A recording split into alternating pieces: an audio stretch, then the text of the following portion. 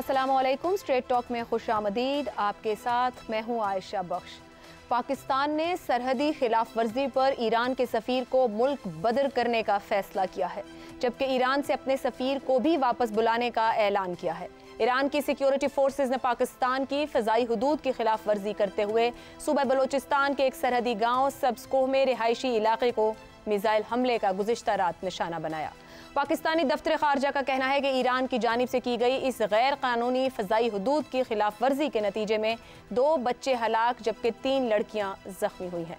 सब्सको ईरानी सरहद पर दोनों ममालिक के दरमियान मारूफ गुजरगाह चेदगी से 45 किलोमीटर के फासले पर वाक़ है।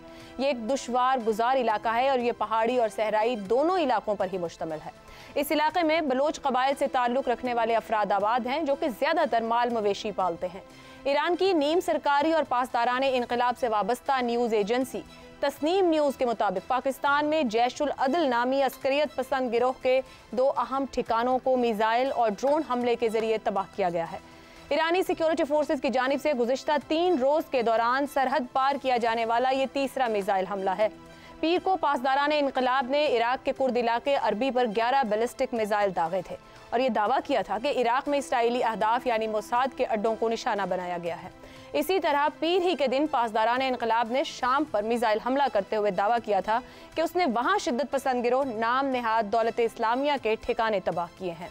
और फिर उसके बाद गुज़िश्ता रोज़ पाकिस्तान पर किया गया हमला, पाकिस्तान की जानिब से दिया गया रद्द अमल और अब तक की सूरत हाल, इसी पर पैनल की राय आपके सामने रखेंगे। पैनल में हमारे साथ हैं अबसार आलम, जैगम खान, इफ्तिखार अहमद और शहजाद चौधरी साहब। बहुत शुक्रिया आप चारों का। प्रोग्राम का पहला सवाल आप सबके लिए। पाकिस्तानी फ़ज़ाई हुदूद की खिलाफ वर्जी, ईरानी सिक्योरिटी फोर्सेज का मिसाइल हमला, ईरानी सफ़ीर मुल्क बदर, ईरान से पाकिस्तान सफ़ीर वापस, सिफारती दौरे मुलतवी। क्या ईरानी जारहियत का मुनासिब जवाब दे दिया गया? शहजाद साहब, सबसे पहले आपकी जानिब आऊँगी। फरमाइएगा, जो हुआ गुज़िश्ता 24 घंटे में, जो हमने जवाब दिया वो मुनासिब है, ये हुआ ही क्यों है? अच्छा, पहली बात तो ये हमें समझना चाहिए कि जो हमारी मगरबी सरहदें हैं, चाहे वो बलूचिस्तान में या खैबर पख्तूनख्वा में, एक अफ़गानिस्तान के साथ भी हैं और ईरान के साथ, इसमें बहुत सारे इलाके ऐसे हैं जो कि अनगवर्नड स्पेसेस जिसे कहते हैं। बदकिस्मती है लेकिन ये हकीकत है और ये बड़े अरसे से ये अनगवर्नड स्पेसेस हैं। ये पिछले कोई चंद सालों की बात नहीं है, बल्कि शुरू से ही ऐसा मामला है। अच्छा, उसके अंदर वजूहात ये हैं कि रिट या तो होती नहीं है या रिट को कंटेस्ट किया जाता है, यानी रियासत, जिस रियासत के ज़ेर इंतज़ाम वो इलाके हैं, अगर ईरानी बॉर्डर की तरफ है तो ईरान के ज़ेर इंतज़ाम होंगे और हमारी तरफ है तो हमारे होंगे, और सिमिलरली अफगानिस्तान और पाकिस्तान। तो इस तरीके से अगर वो हमारे रिट वहाँ पे कंटेस्ट की जा रही है, और कंटेस्ट करने वाले कौन है? हमें पता है अफगानिस्तान में TTP बैठी हुई है, ईरान के अंदर उनके BLA BRA बैठी हुई है, वो लोग पाकिस्तान के खिलाफ अटैक करते हैं। और पाकिस्तान की तरफ ये इल्ज़ाम लगाए जाते हैं, अफगानिस्तान की तरफ से तो नहीं लगाए जाते, लेकिन आज तक लगाए गए कि अमरीकी जो आए थे यहाँ पे 20 साल रहे, उनकी तरफ से इस किस्म के यहाँ से अटैक्स हुए, जब तक अमरीका खुद वहाँ पे पहुँच के उसने काबू नहीं कर लिया। और ईरान हमेशा से हमारे ऊपर ये कहता रहा कि कुछ गिरोह ऐसे हैं हमारे इलाकों के अंदर, और बलूचिस्तान चूँकि एक बहुत बड़ी सरहद भी है और बहुत मुश्किल इलाका भी है, कि वहाँ पर ऐसे गिरोह 1 या 2 मौजूद होते हैं या हैं जो कि ईरान के इंटरेस्ट के खिलाफ काम करते हैं। याद रखें, जुंदुल्ला आज से कोई 12-13 साल पहले, 14 साल पहले वहां पर एक तंजीम थी जिसको कहा जाता था कि अमेरिका सपोर्ट करता है उसको, क्योंकि अमेरिका मौजूद था। तो जुंदुल्ला ईरान के लिए मुश्किलात खड़ी करता था। अब्दुल मालिक रेगी, आपको याद होगा, उसका लीडर हुआ करता था, जिसको पकड़ा गया। उसी की कंटिन्यूटी ये है। अब ईरान का ये अटैक कर देना, किसी की खिलाफ वर्जी करना, सरहदी खिलाफ वर्जी करना, पाकिस्तान ने आज तक अफगानिस्तान के खिलाफ, जानते हुए कि हमारे लोग कौन हैं, हमारे निशाने टारगेट्स कौन हैं, कहाँ बैठे हैं, कहाँ मौजूद हैं अफगानिस्तान में, सिर्फ इस एक सिक्योरिटी सैंक्टिटी जो होती है सरहद की, उसको हमें वायलेट नहीं करना, क्योंकि 2 मुख्तलिफ रियासतें, इंडिपेंडेंट रियासतें। फिर हमारे तल्लकात बहुत लाजिम और मलजूम हो जाते हैं यहाँ पर कि कोई ऐसा काम ना कर बैठें जिससे कि दोस्ताना तल्लकात या दोस्ताना तल्लकात का जो एक शक्ल नजर आती है, उसके अंदर किसी तरह की ठेस पहुंच सके। अच्छा, हैविंग सेड दैट, ये भी याद रखें, उसी ईरान में से कुलभूषण यादव निकलता है, उसी चाबहार के इलाके से निकलता है, वहीं से BLA BRA आके हमारे ऊपर अटैक करते हैं और वहां से बेशुमार कार्रवाइयां होती हैं। तो अब आपका वो चीज आ जाना कि आया पाकिस्तान ने जो काम किया जिस तरीके से उसके सफ़ीर को निकाल दिया और अपने सफ़ीर को वापस बुला लिया, तमाम दौरे मुनक़ता कर दिए। ठीक है, शॉर्ट टर्म में तो आपने एक कदम उठाया और ये शो किया दुनिया को कि अच्छा, या पाकिस्तानियों को कि ये हमने एक एक्शन लिया है। सवाल ये पैदा होता है, क्या ये काफ़ी है, क्या ये सफिशिएंट है? बिल्कुल। पहली बात तो ये है कि मेरे हिसाब से अभी इसकी इतनी जल्दी करने की ज़रूरत नहीं थी। ये देखिए, सफारती तल्लुकात कायम रहने चाहिए ताकि बातचीत का अमल जारी रहे। या तो आपने ईरान के साथ एक कोई जंगी कैफियत पैदा करनी है, और अगर उस तरह की बात है तो फिर तो कोई चीज़ नज़र आती है कि आप अपने तल्लुकात तोड़ दें। जब इंडिया पाकिस्तान 71 की वॉर हुई, उस वक्त क्या हुआ था कि हमने सबसे पहले अपने सफारती तल्लुकात, दोनों मुल्कों ने अपने सफ़ीरों को वापस बुला लिया 71 से पहले, 71 की वॉर से पहले। तो इस किस्म के काम उस वक्त किए जाते हैं। अच्छा, एक बात। दूसरी बात, आपके निशाने भी वहां मौजूद हैं, आपके पास भी ड्रोन्स हैं, आपके पास भी मिसाइल्स हैं। आप अपने वक्त पे, अपने टाइम पे अपनी टारगेट, अपनी मर्जी के टारगेट्स उठा सकते हैं। आपको एक लीड दी है, ईरान ने बताया कि अगर हम ये काम करते हैं, क्योंकि ये हमारे टारगेट थे, हमें मासूम जानों के जाने का अफसोस है, लेकिन आपके तो वैलिड टारगेट्स हैं वहां पे, मिलिटेंट्स जो बैठे हुए हैं। शहजाद साहब, कतई कलामी की माजरत, मेरा सवाल है इस पे, जब हम अपने दोस्ताना ताल्लुकात का अपने हमसायों के साथ ख्याल रखते हैं, एक तो एड्रेस कीजिए, फिर ईरान क्यों नहीं उन दोस्ताना ताल्लुकात का ख्याल रख रहा है? गुज़िश्ता रात जब भी खबर आई तो इसको जिस तरीके से उनकी तरफ से, उनकी उस एजेंसी की तरफ से पीटा गया जैसे कि फख्र या कोई काम। मैं जब कह रही हूँ कि पिछले 24 घंटे के अंदर उन्होंने 3 इस्लामिक ममालिक के सरहदों की खिलाफ वर्जी की, एक तो एड्रेस कीजिएगा। दूसरा, शॉर्ट टर्म में आपने कहा इनफ जो भी मेजरमेंट लिया गया है, इन लॉन्गर रन क्या फिर हम किसी और वक्त पर अगर रिएक्ट कर रहे हो? क्योंकि एक राय आज जो सामने आ रही थी बहुत से एनालिस्ट की, वो ये थी कि बदला वैसा ही होना चाहिए क्योंकि जारहियत की गई है हमारी सरहद के अंदर। आप समझते हैं कि वो अनड्यू है, उसकी जरूरत नहीं है? आप समझते हैं कि यही मौका है कि जवाब देके बताया जाए कि आपने हमारी खुद मुख्तारी पर हमला किया, या इनफ है जो कर दिया गया? पहली बात है, आपने जवाब देके अपने जवाब का चांस गुमा दिया। बार बार याद रखें, क्या हम ईरान को दुश्मन बनाना चाहते हैं? क्या हम ईरान को जंग करना चाहते हैं? एक आपके पास जवाब का मौका था ना, उसने जवाब पैदा किया, उसको बेहतर इस्तेमाल करते, अपने वक्त पे उन लोगों के खिलाफ इस्तेमाल करते जिनको हम टारगेट करना चाहते थे। ये क्या हुआ कि सफारती तल्लुकात आपस में तो करके थोड़ी देर के लिए, फिर 2 हफ्ते 4 हफ्ते के बाद बातचीत करके वापस बुला लेंगे। वो मजा तो ना आया जो कि आपको इसके मौके से फायदा उठाना चाहिए था। पहली बात तो ये हो गई। अच्छा, दूसरी बात, वहां पर इस किस्म का देखिए माहौल ऐसा है, और इंटरनेशनल माहौल को भी शामिल कर लें। ईरान ये क्यों कर रहा है? शाम में करता है, वो इराक में करता है, पाकिस्तान के अंदर क्यों करता है? इसलिए क्योंकि इंटरनेशनल एनवायरनमेंट, वो जो गजा की जंग है, वो इस तरीके से फैलती जा रही है कि यमन तक तो आप पहुंची और उधर से उधर आ गई। अब शायद उनके पास ये न्यूज है कि अच्छा, पाकिस्तान को ना इस्तेमाल किया जा सकता हो, इराक को ना इस्तेमाल किया जा सकता हो हमारे खिलाफ, ये जंग हमारे दहाने पे, हमारे घर पे ना पहुंच चुकी हो। अच्छा, अगर वो इस तरीके से इस्तेमाल कर रहे हैं तो फिर भी पाकिस्तान का हक है कि अपने रस्तों को, उन सरहदों की हिफाजत करे, अपने लोगों को बचाए और उन लोगों को निशाना बनाए जो कि उसके वैलिड निशाने पे हैं, और उनको लेना चाहिए। हम यही बात टीटीपी के लिए भी करते रहे आज तक कि क्यों बैठे हो, क्यों नहीं करते हो? अनगवर्नड स्पेसेस हैं, किसी के कंट्रोल में नहीं है। फाइनल एक मैं इसकी और आपको छोटा सा एक शेर है मीर तकी मीर का, याद रखने की जरूरत है। वो कहते हैं, ले सांस भी आहिस्ता कि नाजुक है बहुत काम, आफाक की इस कारगहे शीशागरी का। ये शीशागरी के काम है जिसके अंदर के आप अपने मुल्कों के मामलात को और इन मुश्किल हालात में जिसमें पाकिस्तान बसता है आगे लेके चलना चाहते हैं। बिल्कुल ठीक हो गया। इफ्तिखार साहब, मैं आपकी जानिब आऊँ। ये जो कार्रवाई ईरानी सिक्योरिटी फोर्सेज की जानिब से की गई गुज़िश्ता रात, और फिर उसका जिस तरह ढिंडोरा पीटा गया, एक एक्शन हमने ले लिया जिसको शहजाद साहब कहते हैं कि जो दूसरी राय है कि आपको कितना आगे जाना चाहिए, आपने जो जवाब दे दिया, आपने वो ऑप्शन खत्म कर दिया। पाकिस्तान के पास इस मुल्क, अपने हमसाया मुल्क के साथ चलने के लिए और क्या क्या ऑप्शंस मौजूद हैं? ऐसे वो हमने बंद कर दिया। सफारती ऑप्शन ज़्यादा इफेक्टिव होता है।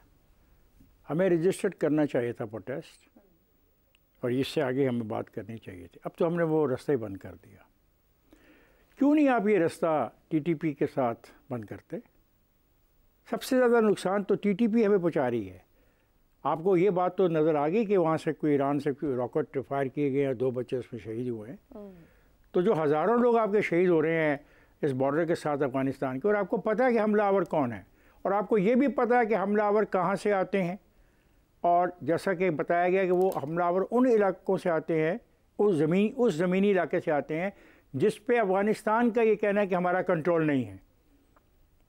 तो फिर अगर इस तरीके से ईरान ने एक काम किया और आपको दुख पहुंचा, तो आपको भी तो ये काम करना चाहिए अफ़गानिस्तान के साथ। अगर ईरान अपने मफादात की खातिर एक हरकत कर सकता है, एक कदम उठा सकता है, तो पाकिस्तान क्यों नहीं करता? एक सवाल। दूसरा सवाल, जब ये ख़बर आई फ़ारसी में ये ख़बर जब आई, सब लोगों ने जो फ़ारसी का तर्जमा ऊपर डाल के कर सकते थे उन्होंने पढ़ी। उन्होंने एक बड़ा ख़तरनाक लफ्ज़ उस ख़बर में इस्तेमाल किया। उसमें कहा गया कि ये पाकिस्तान के इल्म में था। अभी तक इसका जवाब नहीं आया। मैंने वजारत का बयान सुना है जो खारजा अमूर के माहिरीन ने दिया, मैंने वो जवाब भी सुन लिया, लेकिन उस फ़िक्रे का जवाब नहीं कोई दे रहा। मुझे उस फ़िक्रे का जवाब भी चाहिए।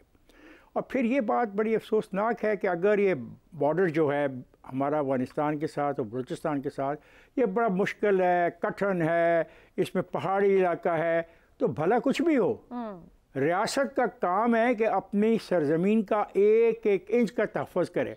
अगर हम 70 साल के अंदर कोई ऐसा मैकेनिज़्म नहीं बना सके कि जो हमारी ज़मीनों का, हमारी सरहदों का और हमारी जो इलाकाई पोजीशन है उसका दिफा कर सके, तो फिर इस सवाल का भी जवाब हमें अब चाहिए। बाकी रही बात कि जंग बढ़ती जा रही है, मैं माने लेता हूँ। यमन में जो हुआ वो हमारे सामने है। अगर ईरान को ये खदशा है कि इराक़ से या पाकिस्तान से उसके ऊपर हमला हो सकता है, तो इसका मसला तो हल किया जा सकता था गुफ्तगू के ज़रिए, उनको कॉन्फिडेंस में लेके, उनको यकीन दहानी दिला के। अब जो हम कर बैठे हैं, अब मुझे नहीं पता कि इसमें कॉन्फिडेंस बिल्डिंग मेजर कौन लेगा, कैसे लेगा और कब लेगा। मैं तो कहता हूँ, मैंने तो एक प्रोग्राम में कहा था कि अगर हमारी सरहदों के अंदर कोई भी हमला करता है तो हमें उसका अटैक करना चाहिए। यही मैं ईरान के लिए कहता हूँ। अगर ईरान ने ऐसी हरकत की तो हमें उनका पीछा करना चाहिए था, तो हमारा राइट भी बनता था। लेकिन हमने तो एक अजीब फैसला कर लिए। I have no idea why हमने ऐसा क्यों किया है।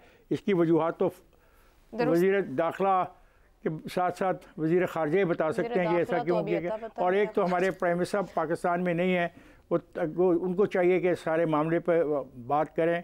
और मैं समझता हूँ कि उन लोगों को भी इस पर बात करनी चाहिए जिनकी ज़िम्मेदारी है सरहदों की हिफाजत करना, इसका तहफ़्फ़ुज़ करना। CBMs की बात करें और बातचीत यकीनी तौर पर दोनों तरफ से ज़रूरी है, लेकिन याद दिला दें कि इससे पहले 2017 में एक ड्रोन आया था ईरान की तरफ से। उस ईरानी ड्रोन को पाकिस्तानी सिक्योरिटी फोर्सेज ने मार गिराया था। ज़ैगम साहब, आपकी तरफ आए, मामला सिर्फ इस वाक़े तक भी महदूद नहीं। एक सेकंड, बड़ी कितनी आपने बड़ी बात की, ड्रोन मार गिराया था ना, तो ये ड्रोन क्यों नहीं मार गिराएंगे? ज़ैगम साहब, मैं आपकी जानिब आऊँ। मामला कोई ये नहीं है कि सिर्फ ये एक वाक़या है, मामला हैं दोनों मुल्कों के दौरान। उनकी जानिब से ईरानी सूबे सिस्तान या बलूचिस्तान में बगावत की तहरीक इनडायरेक्टली पाकिस्तान को पहले भी मुलव्विस किया जाता रहा है। आज चाइना ने दोनों ममालिक को रद्द अमल में कहा कि थोड़ा सा कूल डाउन हो, तहम्मुल का मुजाहरा करें कि मामलात एक हद के अंदर रहें। आपके ख्याल में CBMs क्या होने चाहिए दोनों ममालिक के दरमियान? एक दूसरे को अदम मुदाखलत की यकीन दहानी कैसे दिलाई जा सकती है? ऑप्शंस क्या थे? क्या राइट ऑप्शंस अवेल किए गए? अभी तो CBMs का वक्त नहीं आया और मैं नहीं समझता कि सफारती जवाब देने से काइनेटिक रेस्पॉन्स का जो रास्ता है वो बंद हो गया है। देखिए, हमारे जो मगरबी नेबर हैं वो समझते हैं कि मशरिक में इतने उलझे हुए हैं कि वो जितनी बदमाशी चाहें हमसे कर सकते हैं और हम बिरादर बिरादर करते रहेंगे। अफ़गानिस्तान ने जिस दिन पाकिस्तान बना, पहले दिन से बदमाशी शुरू की, पहले दिन से पाकिस्तान में इंटरफेरेंस करनी शुरू की, प्रॉक्सी वार शुरू की।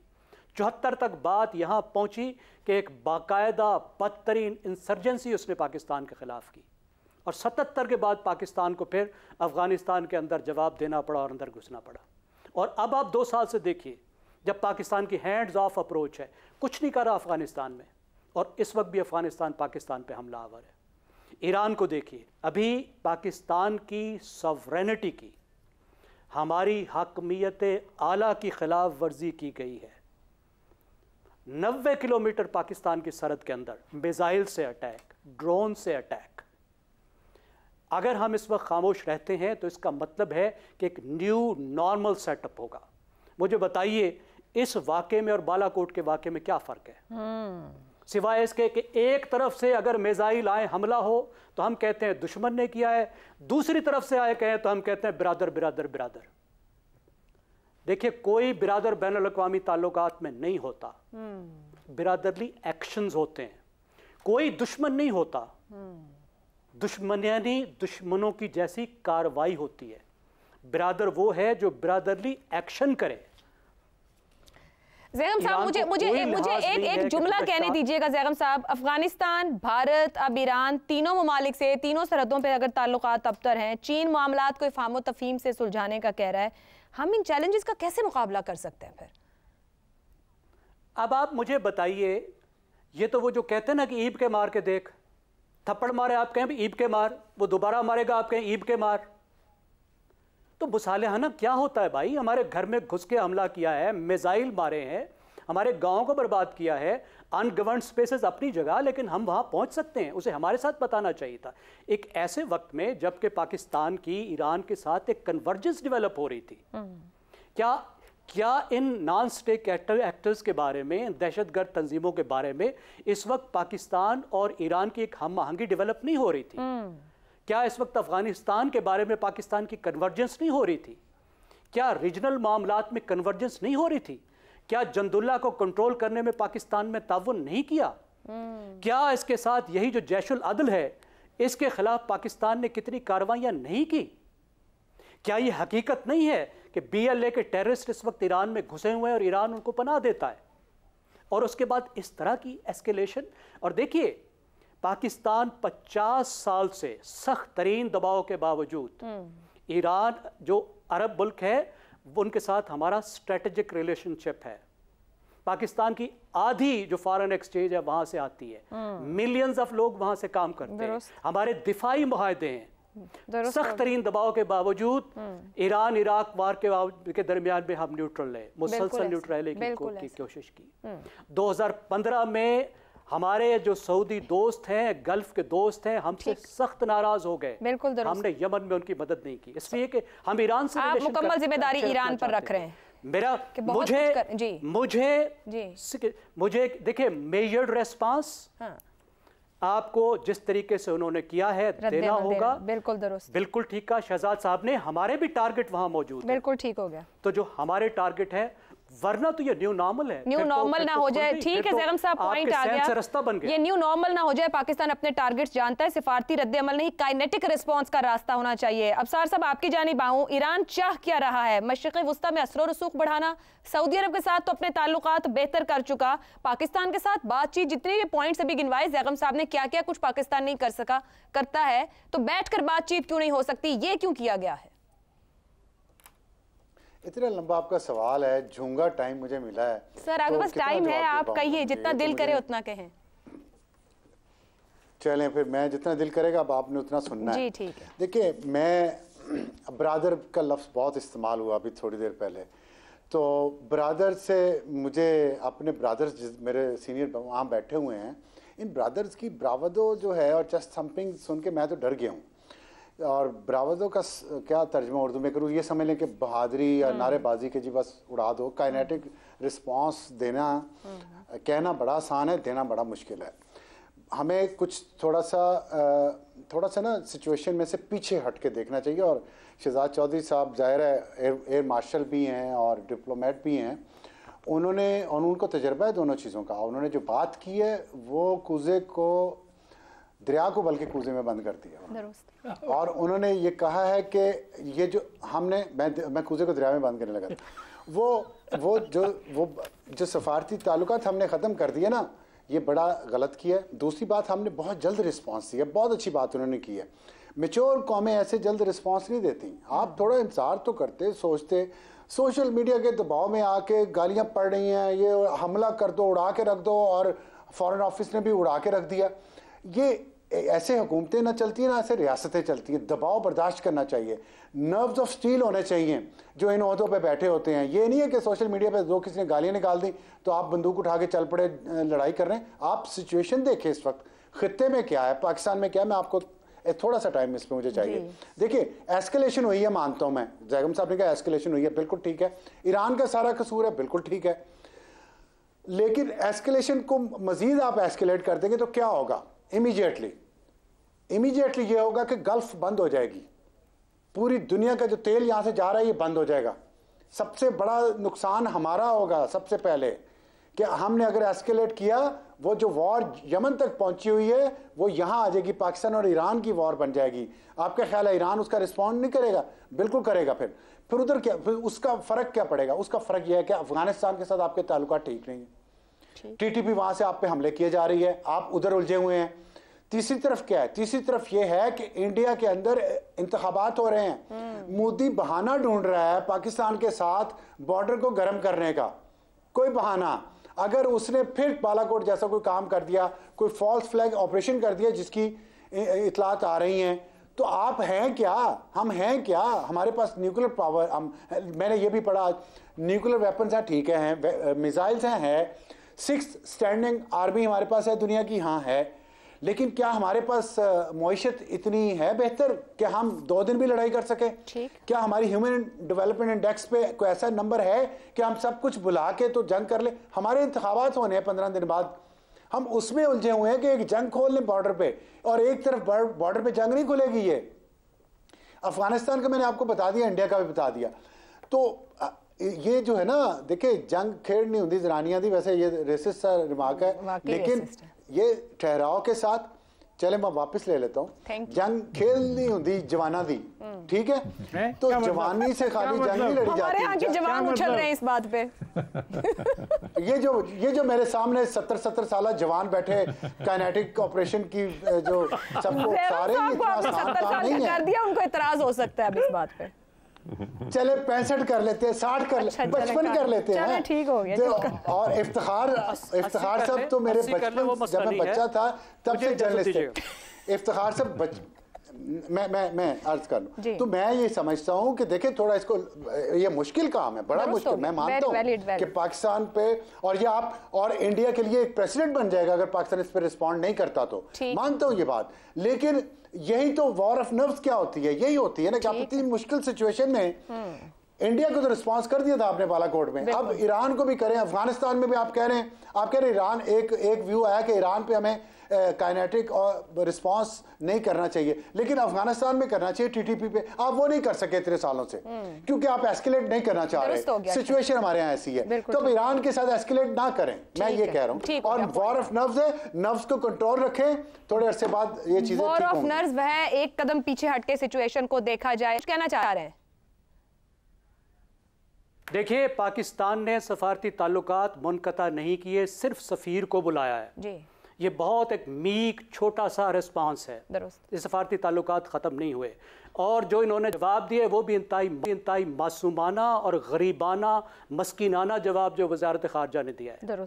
और वार ऑफ नर्व्स का ये मतलब है कि मुंह पे आप चपेड़े खाते रहें और जी करते रहें, ये वार ऑफ नर्व्स नहीं होती, आपकी सॉवरेनिटी वायलेट हुआ है। टीटीपी से कोई मुमासलत नहीं है, टीटीपी स्टेट नहीं है। ठीक, ज़ैगम साहब, मुझे ब्रेक पे जाना है, पॉइंट ऑफ व्यू आ गया। ज़ैगम साहब अपने पॉइंट ऑफ व्यू पर खड़े हैं, ईरान ने किया है, दीगर नुक्ता नजर भी आपके हैं। इसको सेगमेंट को कंक्लूड करूंगी शहजाद साहब की उस बात के साथ जो कि उन्होंने वाकई दरिया कूजे में बंद किया है। ले सांस भी आहिस्ता के नाजुक है बहुत काम, और वाकई सोच समझ कर चीज़ों को हैंडल करने की जरूरत है। ब्रेक, और ब्रेक के बाद रुख करेंगे सियासी मैदान का। प्रोग्राम में आपको खुशामदीद कहेंगे। कोई शक नहीं कि पाकिस्तान तहरीक-ए-इंसाफ इस वक्त अपनी तारीख के मुश्किल दौर से गुजर रही है। पाकिस्तान की कई सियासी जमातों पर मुश्किल दौर आए हैं। माजी में बड़ी जमातों को जिन मुश्किलात का सामना करना पड़ा, उनको एक तरफ रखते हुए अगर हम हाल की बड़ी सियासी जमातों की मुश्किलात को सामने रखें तो पीपल्स पार्टी को 77, नून लीग को 1999, पीपल्स पार्टी और नून लीग को 2002 के इंतखाबात के दौरान और नून लीग को गुज़िश्ता इंतखाबात में भी रियासती एजेंसीज के शदीद दबाव का सामना करना पड़ा। मुश्किल दौर में इन जमातों के अंदर भी इख्तिलाफात पैदा हुए, ग्रुप बंदियां हुई। इस सब के बावजूद इन सियासी जमातों ने बहैसियत एक सियासी जमात अपने नज़्म को बरकरार रखा। मगर जैसे जैसे इंतखाबात नज़दीक आते जा रहे हैं, वैसे वैसे ही PTI के अंदर इख्तिलाफात नुमायां होकर सामने आ रहे हैं। PTI की कमांड एंड कंट्रोल को सियासतदानों के सपुर्द करने के बजाय वुकला के हवाले करने का नतीजा ये निकल रहा है कि कई वुकला रहनुमा ही खुलकर एक दूसरे की मुखालिफत कर रहे हैं। शेर अफजल मरवत जो खुद से इमरान खान के तर्जुमान बने हुए हैं, उन्हें पार्टी के अंदर मौजूद सीनियर वुकला और सियासी रहनुमाओं की शदीद मुखालिफत का सामना है। शेर अफजल मरवत ने PTI के सेक्रेटरी इत्तलात रऊफ हसन पर संगीन इल्जाम आयद किए कि रऊफ हसन ने PTI और JUI शेरानी ग्रुप का अलायंस ख़त्म कराया और वो बानी चेयरमैन PTI के मुखालिफ सहाफ़ियों को टिकट भी दिलवाना चाहते हैं। शेर अफजल का दावा है कि रऊफ हसन निगरान हुकूमत में मौजूद अपने भाई फवाद हसन फवाद के लिए काम कर रहे हैं।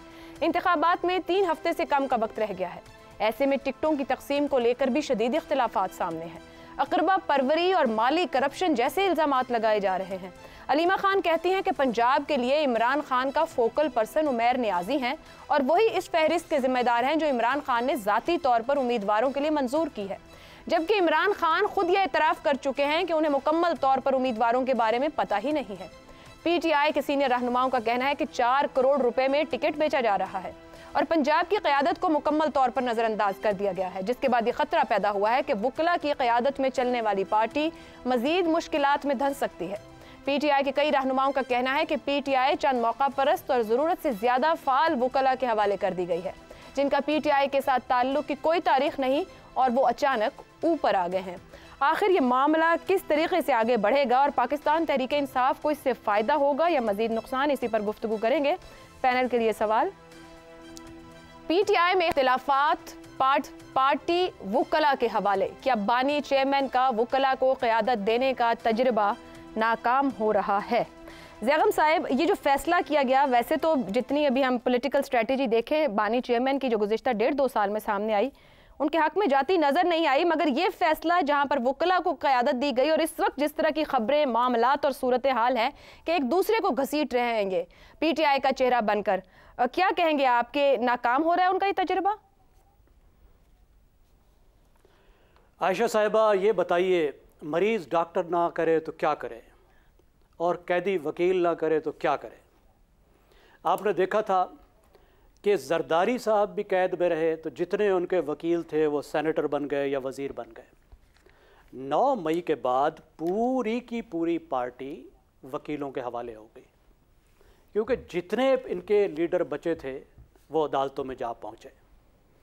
अब इस वक्त जो चेयरमैन, साबिक chairman, founding chairman Imran Khan, जो भी आप कह लें, अब उनके आसे पासे तमाम वकील हैं, उनकी दस्तरस वकीलों के पास है और उनको अगर किसी ने छुड़वाना है, पार्टी को किसी ने छुड़वाना है तो वो वकील ही हैं।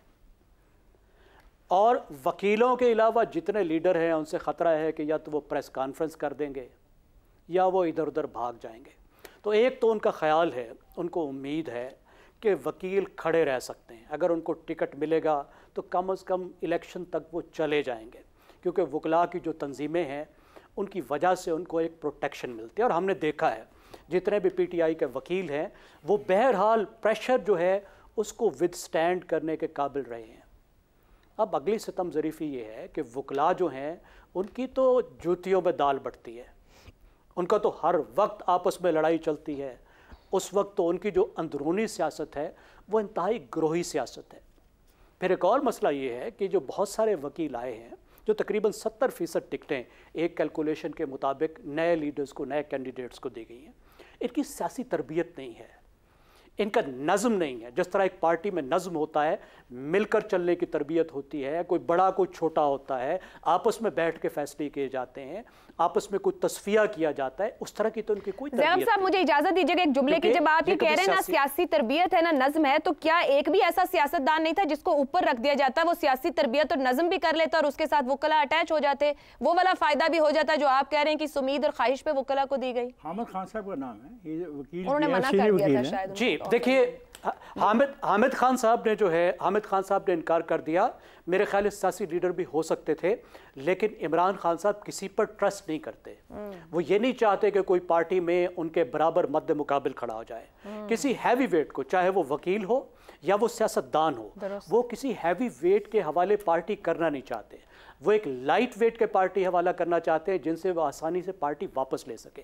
लेकिन मसला ये है कि जब एक लाइट वेट पार्टी का हेड होगा तो उसकी बात कौन मानेगा? अभी हमने यही देखा कि एक लाइट वेट पर्सन जो है वो पार्टी हेड है और नीचे कोई नहीं मान रहा, तो नीचे जो है वो एक अफरा तफरी फैले। दुरुस्त हो गया, कोई नहीं मान रहा है मुझे। और ये अफरा तफरी रहेगी जब तक कि न्यू नॉर्मल नहीं होगा। न्यू नॉर्मल ना अफरा तफरी रहेगी तो फिर नतीजा क्या होगा? ये सवाल खुद ही बन जाता है। अबसार साहब, इत्तलात खबरें ऐसी हैं कि जेल में बैठकर इमरान खान साहब अपनी पार्टी के कभी एक ग्रुप को सपोर्ट कर रहे हैं, शेर अफजल मरवत साहब और बात करते हैं, दूसरे लोग आके और बात कर देते हैं, कभी वो किसी दूसरे को सपोर्ट करते हैं। शऊरी तौर पर वो इस तरीके से हैंडल कर रहे हैं और इन इख्तिलाफात को अपनी जमात में बढ़ा रहे हैं।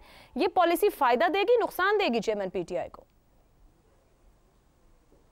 मेरे ख्याल में पॉलिसी है कोई नहीं। ये वाली सूरत हाल तो फोर्स ही नहीं की थी PTI ने, जो उनको फेस करनी पड़ रही है। तो ना ही उन्होंने कोई पॉलिसी बनाई, ना ही कोई तैयारी की। मेरा तो ख्याल है पीटीआई इस वक्त ऑटो पे चल रही है, ऑटो पायलट पे, और इसीलिए कभी इधर जहाज़ गिर जाता है उनका, कभी उधर गिर जाता है, कभी उठ जाता है, कभी बैठ जाता है।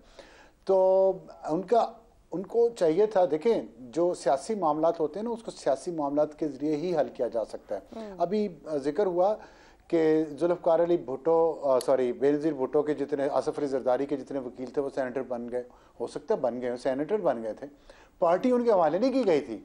सेनेटर्स आप बना देते, 4-5 को बना देते। जब पार्टी आप हवाले करते हो, वो भी ऐसे वकील के पास जिसका ना कोई ग्रुप है, ना आगे ना कोई पीछे, जैसे हामिद खान साहब का जिक्र हुआ, हामिद खान को बनाते तो फिर भी उनका स्टेचर है, लेकिन जाहिर है खान साहब किसी को बर्दाश्त नहीं कर सकते। लेकिन बात फिर बुनियादी बात यही है, मुख्तसरन मैं इस पर बात करूँगा क्योंकि टाइम कम है आपके पास, कि जो खान साहब ने जब तहरीक के अदम एतमाद उनके खिलाफ आई ना, उसके बाद से उन्होंने जितनी भी सियासत की है वो नेगेटिव सियासत की है, वो शायद सियासत थी ही नहीं, और वो एक ऐसी राह पे चल पड़े लड़ाई की जिसके लिए वो लड़ नहीं सकते थे, और शायद कोई भी नहीं लड़ सकता, ना ही उनकी तैयारी थी, ना ही कोई स्ट्रैटेजी थी कि चले हम इतना लड़ेंगे और उसके बाद हम ये करेंगे। ऐसा कुछ नहीं है। डेली बेसिस पे एडहॉकिज्म पे सारा काम चल रहा है। आज केस हो गया, अगले दिन आप किसी जज के पास जमानत के लिए चले गए, आज आपके खिलाफ कहीं से फैसला आ गया, आप किसी पसंदीदा जज के पास अपील में चले गए, ये हो रहा है। और ये इसी तरह पार्टी चल रही है। तो उसमें जो खान साहब के ज्यादा करीब होके उनके कान ज्यादा बेहतर भर देता है, उसको वो कुछ ना कुछ दे के जेल से बाहर भेज देता है कि चल या तू सदर बन जा, तू फलाना बन जा। वो बाहर आके अकेला ही बन जाता है, दूसरे मुखालफत शुरू कर देते हैं, फिर उनको कुछ मिल जाता है। एनार्की है। ठीक है, ऑटो पायलट पे चल रही है, कोई पॉलिसी मौजूद नहीं। एक ब्रेक लेनी है, मगर तहरीक अदम एतमाद के बाद वो नेगेटिव सियासत करेंगे। जरूर एक सवाल बनता है, क्या वाकई सिर्फ तहरीक अदम एतमाद के बाद ही पीटीआई ने नेगेटिव सियासत की, या इसका आगाज बहुत पहले से हुआ? एक ब्रेक के बाद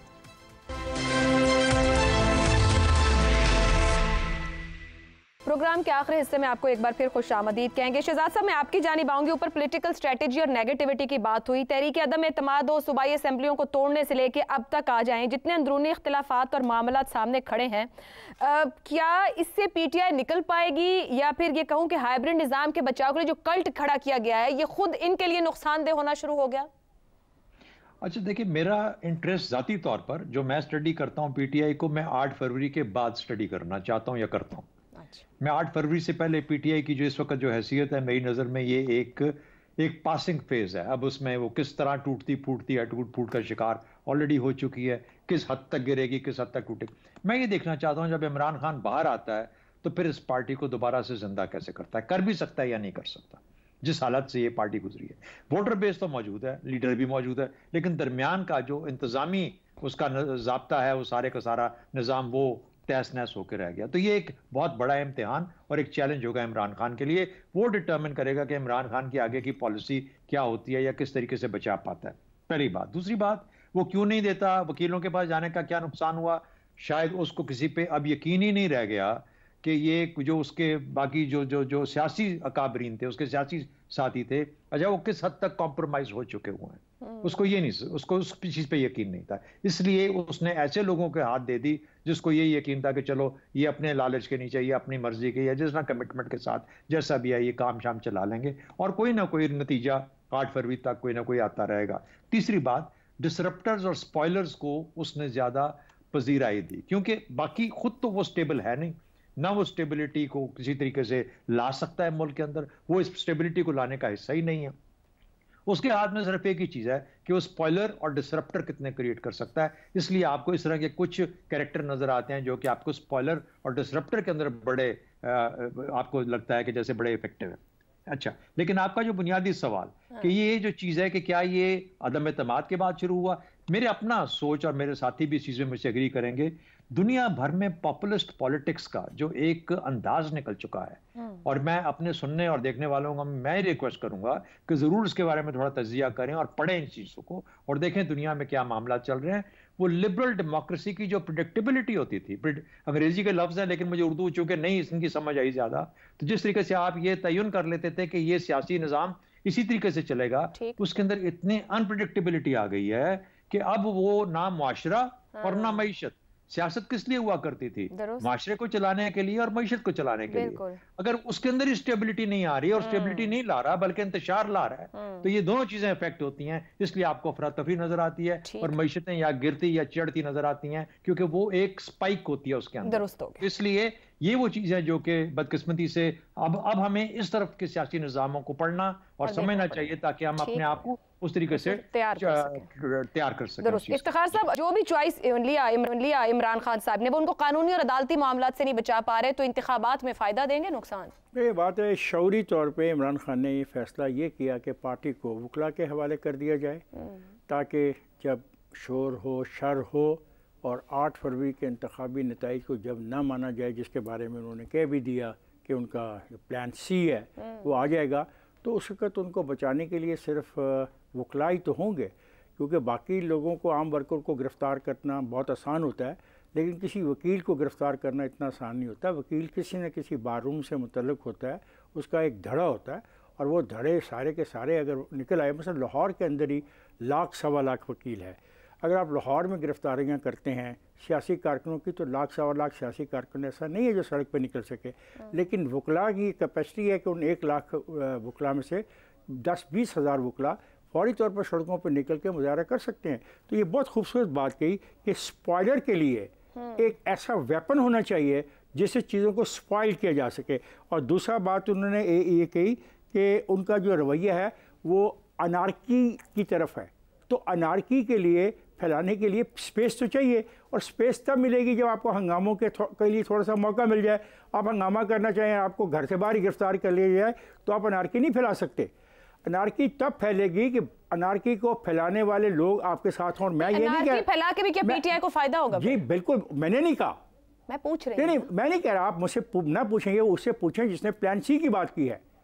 यानी मई का प्लान नाकाम होने के बाद वो प्लान सी की बात कर रहा है, और हम सोच रहे हैं, और हम सोच रहे हैं उसे बेहतरी की। नहीं, मैं नहीं कह रहा कि उसे बेहतरी, मेरे दोस्तों ने, मेरे कोलीग्स ने कहा है कि वो नेगेटिव सोच रखता है, वो नेगेटिव सोच रखते हैं, मेरे दोस्तों ने कहा। लेकिन इफ्तिखार साहब ने एक बात बड़ी सादा से अंदाज से कह दी है, मैं उनको एंडोर्स करता हूँ। उन्होंने ये कह दिया कि वकील जो है ना ये अनारकी फैलाते हैं। नहीं, मैंने ये नहीं कहा, मैंने ये कहा कि वकीलों को गिरफ्तार करना मुश्किल नहीं, हंसने की बात नहीं है, this is a serious matter. वकीलों को गिरफ्तार करना इतना आसान नहीं होता। वो फौरी तौर के ऊपर उसी वक्त उनकी जमानत के लिए दरख्वास्त चली जाएगी, हंगामा हो जाएगा, कोर्ट रूमों को, नहीं प्लीज़, कोर्ट रूमों को घेरे में ले लिया जाएगा। लेकिन एक कारकुन बेचारा गिरफ्तार हो जाए तो उसके लिए ये सिचुएशन पैदा नहीं होती। तो मैं समझता हूँ कि इमरान खान ने जो ये फैसला किया दुरुस्त किया है। अब अलग बात है, 4 करोड़ ज़रब 300 टिकट, ये 1 अरब कुछ मालियत बनती है, कोई लोग इसको 10 अरब की मालियत कह रहे हैं, हम नहीं कह रहे, उनकी पार्टी के अंदर, उनकी पार्टी के अंदर ये अफसोसनाक डिबेट शुरू हुई है। मुझे इजाजत दीजिए।